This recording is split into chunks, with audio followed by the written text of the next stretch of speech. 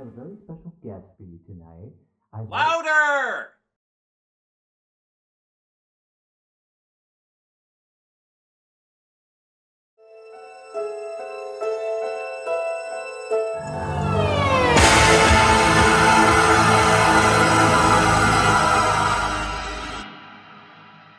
The Revenge of Vexor. Revenge of Vexor. Not a very apt title, in my opinion, but... No, they haven't been, except for the first one. Well, and the last one was Rise of the Blasterborg, and it was not the Rise of the Blasterborg. It was halfway through this episode before we got the damn Blasterborg. Right. Yeah, they're like a week off on their episode names.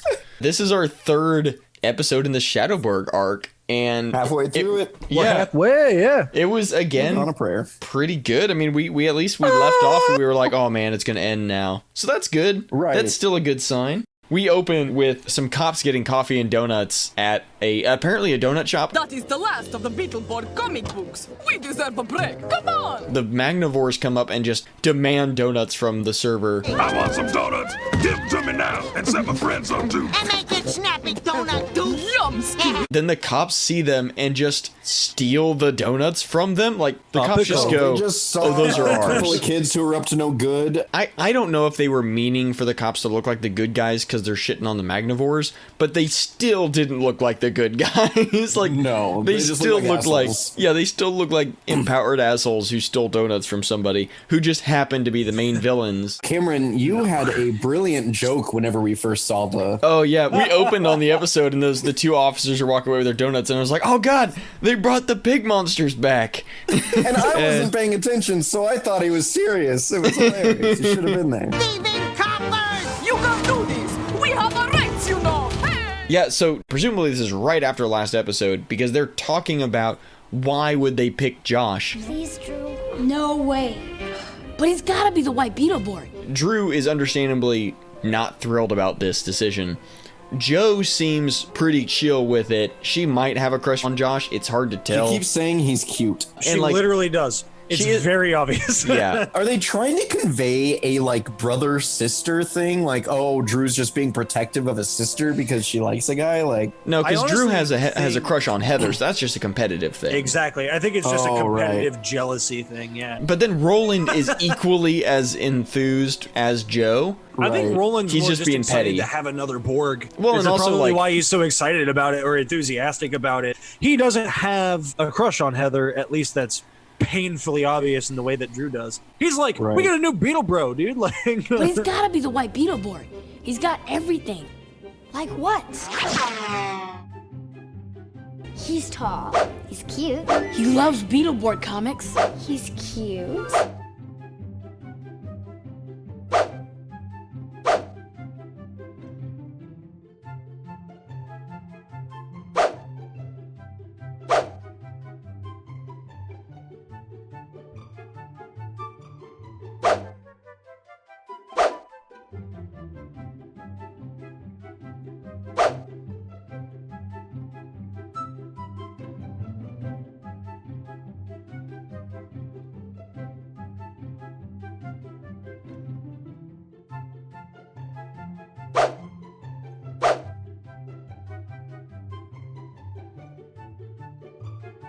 Who else are we gonna get?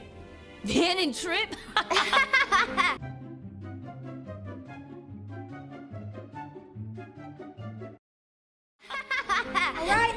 right. You've got a point. What about Big Nano? Is it because she's an authority figure? You have to have all of the Griffin did raise a relatable good point, characters be dude. heroes. It should have been Nano. Yeah. He already knows how to kick ass. Or even, I still think it should have been Heather. And that would have made more sense. Right, just if they want to keep it as a kid becoming the hero, like, just, she's been here the whole time. They want to keep the kid. They want to keep the kid. When Josh and Heather are sitting in the comic shop sharing a milkshake with two straws, Josh is talking about like how much he loves Beetleborgs, and he steps back and does some like action poses. Sure like to hang out with them. They're not like the poses we see them do to like Beetle Blast or anything. He just like does some poses and then like does the little like nod and wink. I remember when I was 13 and thought I looked cool doing shit. I remember when I was 13. I didn't think I looked cool. I was right. The 3 kids walk in, and they decide they've got to tell Josh. So Drew... What you got? I gotta talk to you about something alone. Are you guys the Beetleborgs? No. I don't know why Drew's the one who pulls him aside when he hates him so much, but he does, because I guess he's the leader. And starts to tell him, and you just hear like, what? Beetleborgs? Hillhurst? You'll be the White Blaster Beetleborg. You want me to be what? To prove that they're telling the truth, Roland runs around the comic shop, and Josh's only reaction is... Does the track coach know about you? The easiest way would have just been to have them walk outside and have Roland just gun it at 300 miles an hour down the street right in front of him. Joe lifts a comic rack. Maybe it was meant to look really impressive. Empty. It's entirely completely empty. They weigh like 20 I pounds. don't know how you do it, but there's got to be some logical explanation.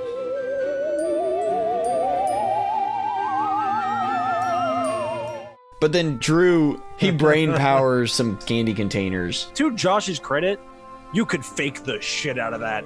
Oh yeah. Real easy. I almost half expected, like, whenever he started doing it, to have Penn and Teller come in and be like, bullshit. They just have to convince him to go to Hillhurst. That's the whole thing. So they do, and he leaves with them, and then we cut...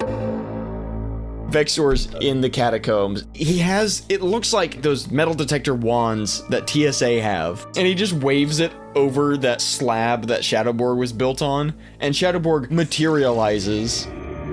Shadowborg, my greatest creation.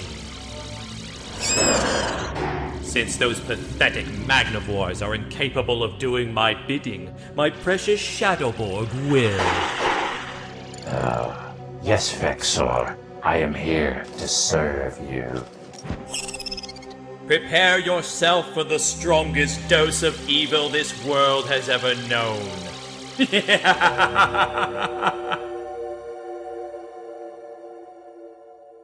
We've been joking about this for like 28 episodes now, that Vexor is relatively competent as a, like, mastermind, and that the Magnivores are just pieces of shit useless. Vexor says to Shadowborg he's gonna get the strongest dose of evil the world has ever known, and apparently that's what this magic wand is doing, like...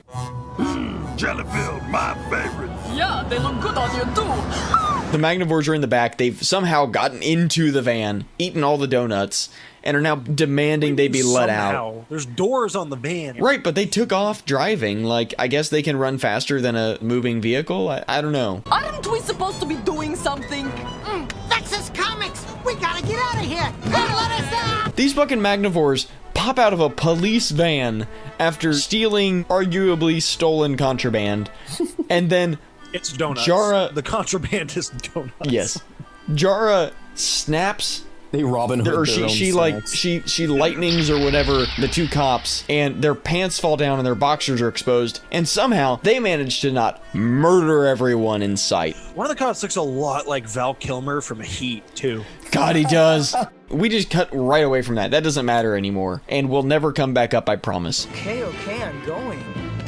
Okay. The kids are all 4 of them are at Hillhurst, and Josh is just fucking poking Flabber, like trying to see if he's real. And like, fair, I would probably poke Flabber to see if he was real. He didn't just poke him. He like, they fucking honked his They're like, nose. this is Flabber. And he goes, you guys brought me all the way here for this? And then he pinches his nose. It's showtime! It's been real, guys. Each of the fucking monsters introduce themselves like one at a time, and then Flabber's like, he's like hype manning them as they come in. First it's Fangula, who's in the middle of flossing, then Mums, then Frankenbeans and Wolfgang. Josh is just like, what, a couple of guys in bad suits. A couple of guys in bad suits aren't gonna scare me. Damn, dude, that's really meta. Don't call them out on Just that. like harsh and they're mellow hard. Bro, dude. Yeah, come on. like they're Costume trying their department best. Worked hard. We get another chase scene. This is our second chase scene for the entire Shadowborg saga. This goes on for like a minute. Drew is sitting there laughing and reading the Transylvania Gazette the whole time. It goes back and forth from him being chased to him evading to him being chased. See you later.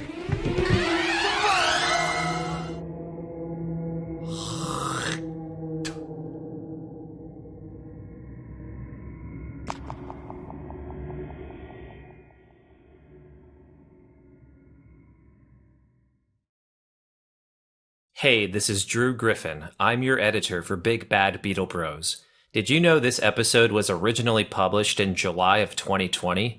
Yes, our podcast is actually deep into Season 2 of the show. If you like these videos and aren't following our regular podcast, I urge you to look us up on a streaming app of your choice. If you can't find Big Bad Beetle Bros on your streaming app, all of our episodes are here on Project Louder. They provide us with an RSS feed that connects us to a lot of different apps like Audible, Spotify, and Apple. We post new episodes weekly, and we put a lot of time into making the show fun for you. We are ecstatic to have reviewed all 53 episodes of Season 1. We are now several episodes into Season 2, Beetleborg's Metallics. All episodes are around 60 to 90 minutes each, all free to listen to. So go ahead and turn on your device, tap follow, and tune in for our regular podcast, Big Bad Beetle Bros. That's not the way out. There is no way out. And then finally, Flabber magics a ladder to the attic.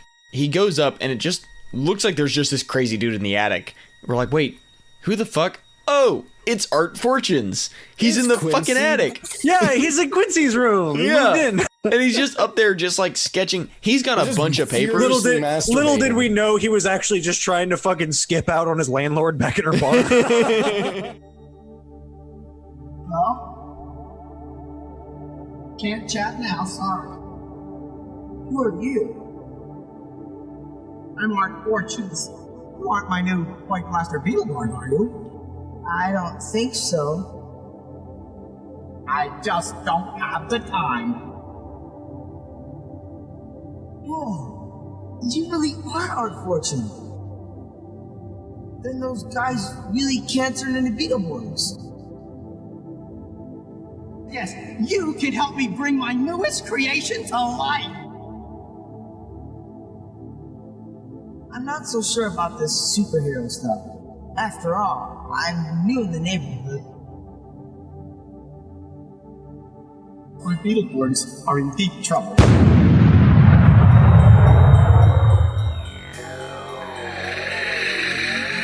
Come out and defend yourselves, Beetleborgs, or else.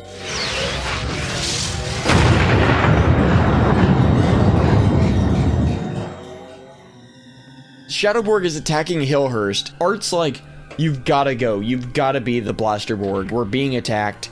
Shadowborg is like threatening everybody. He's like, why don't you come out and fight like a man? Nick, you caught Joe's line in response to that. She was like, I'm gonna come out there and kick your butt like a woman. Yeah, and like that's a fun line. Because she is, without a doubt, the strongest of any of them. The most. She was like, no, dude, I'll kick your ass like a girl. Fuck you. Those are the powers you stole from the Beetleborgs. They can't win without you. All the kids are now up in the attic. Flabber comes up and he's like, you gotta do this. And Josh is like, Okay, what do I do? now that there's a threat, he kinda clicks to it.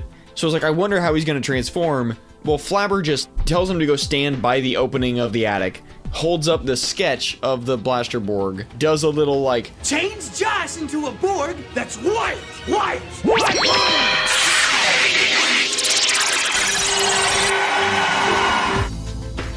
all of a sudden is literally burnt out of the sketch page. It looks like Josh gets like turned to stone. The comic layer of Blasterborg is photoshopped over him, and then they hold the burnt out paper over him, and it's like, it's just like in the picture. You really liked the Blasterborg design when it popped up. I did. It popped up, and literally the first words out of my mouth were, what the fuck? His suit's so much cooler than I don't know. I don't know what it is to it. It's kind of got that, like, Doom Marine little extra added, like, detail to it. That little extra sort of Space Marine vibe to the armor on top of the already, like, Beetleborg-esque look to it. I think it's mostly just in, like, the chest and abdomen and stuff. A little bit more detail in sort of, like, the upper chest and the shoulder pads. Go out a little bit more. It just seems like a regular Borg suit flared up a little bit with some extra bells and whistles. Not to mention, he's got a fucking Triceratops beetle helmet. Is his based on the Triceratops beetle? Because I know we established Shadowborg's is based on the Longicorn or Longicorn. Yeah, I think it's Rhinoceros beetle. Rhinoceros beetle. Yeah. Something about the shape of the helmet and the like big bulky shoulder pads that are all white with like gold fringe. It doesn't look technological like the other ones do. And they've got like fog machines going and spotlights coming out of the house. They open the door, he walks through. He and is like fucking strutting his stuff. Yeah, he is a hero. He's here for it. He's set. Gon' give it to ya. He gon' give it to ya. X gon' give it to ya. Kicking He's ass. adapted very well to being forced into a superhero role. Yeah. Conscripted child soldier. At this point, he hasn't even had one fight. He's starting his first one. You don't know who you're dealing with. Sure I do. A novice. He doesn't have like a weapon. He doesn't have a blaster or anything. They're just red energy blasts that come out of his hands and out of the red gems in his chest and out of the horn in his helmet. Cool, huh? You haven't seen anything yet. He does this whole time shooting at Shadowborg. It doesn't do jack shit. These guys are doing, whoever the stuntman is in the Blasterborg suit, is doing like rolls on the ground, diving all around. Like, fuck, I can't imagine trying to do a somersault with that fucking helmet on, let alone the whole suit. So it looks good. I'll tell you, whatever he got paid wasn't enough. Oh god, no. He goes to do the roll and the top breaks off the helmet and someone just goes, that's coming out of your paycheck.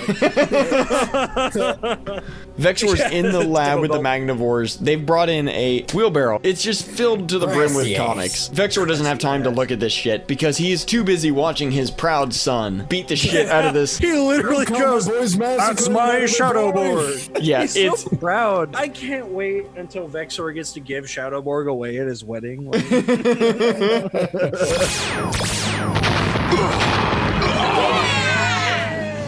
Now you may be mad. Shadowborg beats the shit out of White Blasterborg. He's just not working. We get some cool shots of him fighting over. So they start off relatively evenly matched. Yeah. But Shadowborg does get the upper hand, and then it just kind of slips away from Josh from there.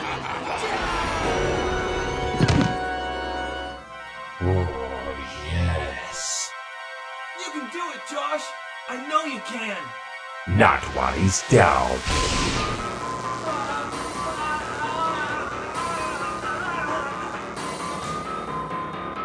You lose. Blasterborg gets his ass kicked in this last bit of the fight. Like, he gets electrocuted. Thank you for the compliment. I am through for now, but you and your friends have not seen the last of Shadowborg. Shadowborg just teleports away because he knows he can come back at any point in time and kill all of them. Right, because that always makes sense and never goes to the detriment of the villain to just not kill the people when you can. Maybe we shouldn't have asked him. No offense, Mr. Fortunes, but if the White Blaster Beetleborg can't stop Shadowborg, who can?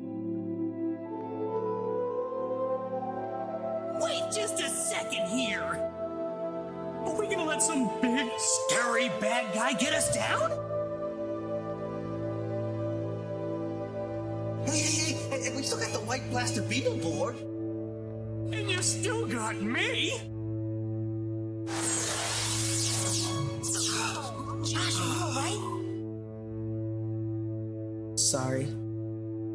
You gave it your best try, kid. The Blasterborg suddenly backblasts, but lo and behold, Josh, he pulled a sneaky, and he got the fucking...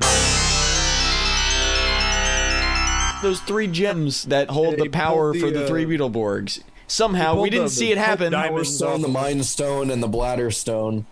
Or Kidney Stone. Yes. I meant to say Kidney Stone, god damn it. The Bladder Stone.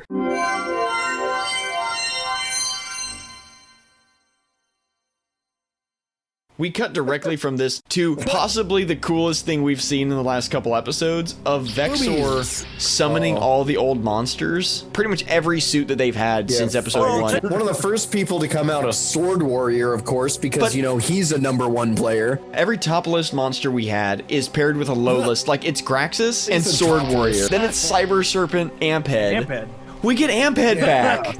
Oh yeah, and his head's all, like spinning around. Like literally the bottom of the barrel monster and our god himself. And then it's Dice Head and that green alien that's definitely not Green Cannon Machine, no matter what your trading cards tell you. The haberdasheried alien suit, which is what the trading card will tell you is Green Cannon Machine. But we see the real Green Cannon Machine towards the end. I was gonna say Manny Faces again. Yeah, it's a lot of mugs and Venus Claptrap. Claptrap. Yes, and I can say it's a vagina flower because Gabe says it's... Yeah, Gabe says it's canon. We see Grenade Guy and Porkosaurus. Cameron, we saw two Porkosauruses at the beginning of the episode. Yes, exactly.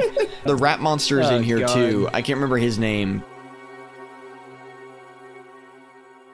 We were pretty excited because they show all those monsters at the end, so we're pretty much ready to get into the next one. Ryan, what's your rating? You've got to stop before he never comes back. Okay. Every single episode has just kind of like been a wha-bam, wha-bam, wha-bam. Yeah. So I'm going to give this one a 5.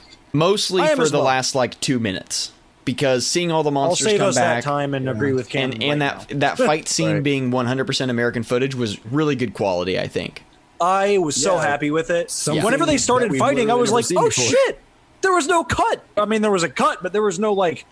quality change. Film quality change. Yeah, I was like, it's just American footage. Hell yeah! I thought we were going to get a ton of Japanese footage, because when Shadowborg first popped up, we got a good amount. But this whole spot... I didn't catch any. I was about to actually applaud it for being entirely original footage.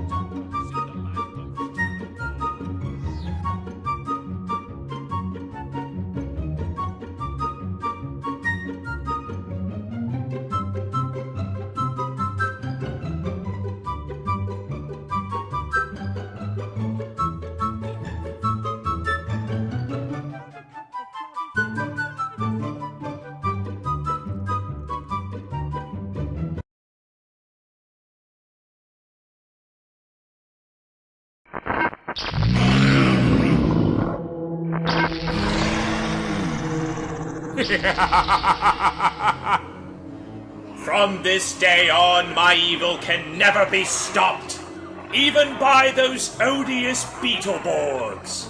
Monsters, let this tyrannical party begin!